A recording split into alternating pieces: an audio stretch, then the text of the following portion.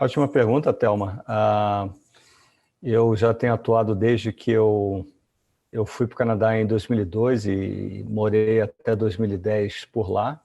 Em 2008 eu vim a conhecer o Design Thinking, que é uma abordagem bastante democrática, voltada à inovação, em 2008.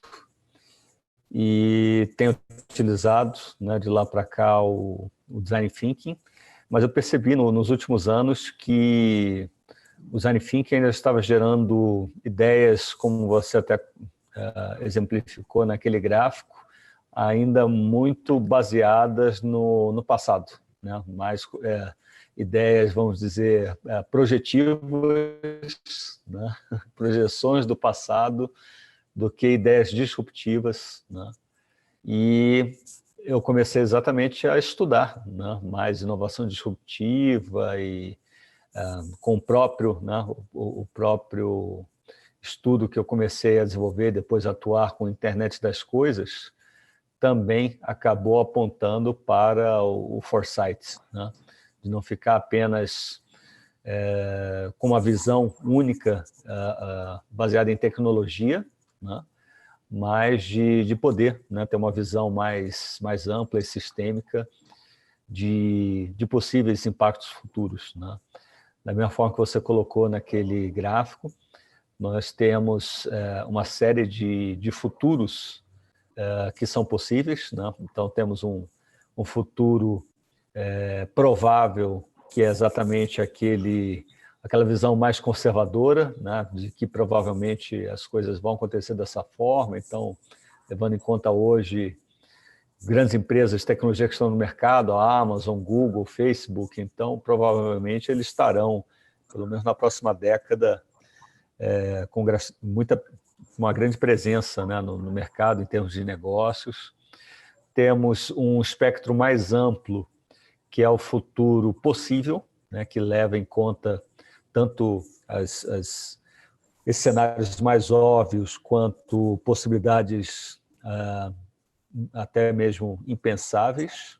E nós temos uma terminologia até chamado cisne negro. Cisne negro é quando um grande fato que muda completamente o curso da história acaba acontecendo, algo inesperado, como nós tivemos aí a questão do atentado terrorista das duas torres nos Estados Unidos, né, em Nova York, no passado.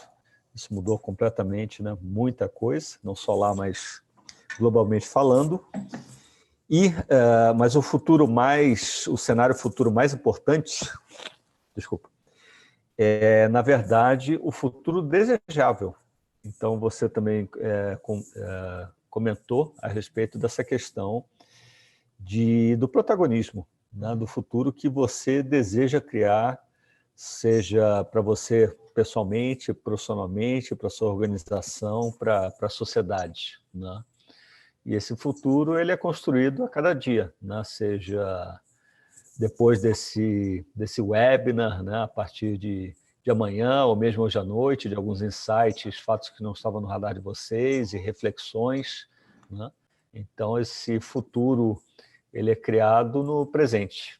E é importante a gente ter essa visão, né? A inteligência artificial, ela gera grandes oportunidades, mas também gera grandes ameaças. E muito se fala tecnicamente das tecnologias, né, de aprendizagem de máquina e inteligência artificial nível 1, 2, 3, 4, carros autônomos, mas a gente acaba, não há muitas pessoas ainda realizando esse debate a respeito de questões éticas vinculadas à inteligência artificial, né?